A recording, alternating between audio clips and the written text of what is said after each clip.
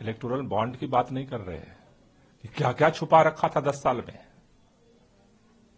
कैसे एजेंसियों का दुरुपयोग करके छापे मार करके चंदा इकट्ठा किया इन्होंने। इस तरह की तो वसूली देश में जो गुंडे हैं वो भी नहीं करते हैं। अब काला चिट्ठा सामने आ रहा है। मेरे ख्याल से अब तक भारत के अंदर इतना बड़ा भ्रष्टाचार, सरेआम सरकारी एजेंसियों का, सरकारी तंत्र का दुरुपयोग करके किसी ने नहीं किया होगा। मुझे लगता है कि भारतीय जनता पार्टी के लोगों को इस पर जवाब देना चाहिए, और मुझे लगता है कि इसी डर से भाजपा की ये कोशिश है कि लोग सवाल न उठाएं, इसलिए उनको जल्दबाजी है कि जल्द से जल्द जो है सब लोग जेल के अंदर हों, जिससे कोई सवाल उठाने वाला ना मिले। नेताओं को भाजपा बंद कर सकती है जेल में, जनता को नहीं। जनता सवाल उठाएगी कि आखिर ये सारा पैसा आया कहां से उनके पास। लेकिन ये कार्रवाई तो कोर्ट की तरफ से हुई है। कोर्ट की जो कार्रवाई है, कानूनी सलाह लेकर के उस पर हम काम कर रहे हैं और करेंगे, लेकिन जो भाजपा का जो कार्रवाई है उसकी मैं बात कर रहा हूं। इलेक्टोरल बॉन्ड की आपने बात की, सुप्रीम कोर्ट में आज सुनवाई उस पर चली।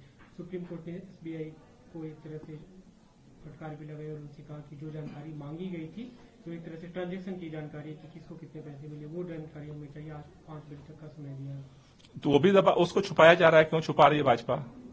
भाई सभी पार्टियों को लोगों ने दिया है, तो उसको भाजपा, एसबीआई थोड़ा छुपा रहा है, भारतीय जनता पार्टी छुपा रही है। और भाजपा को ये डर लग रहा है कि ये अगर ये, चूंकि किसको कितना मिला, ये सच सामने आते ही भूचाल आने वाला है देश के अंदर, सबके आंखों के ऊपर से पर्दा हटने वाला है।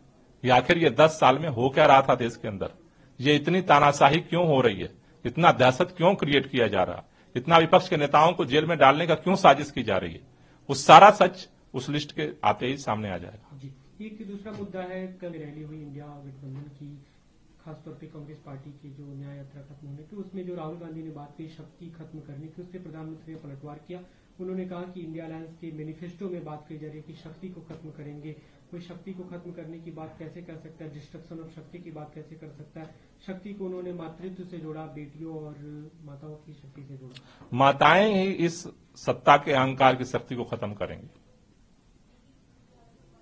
माताएं ही खत्म करेंगी, बेटियां ही खत्म करेंगी।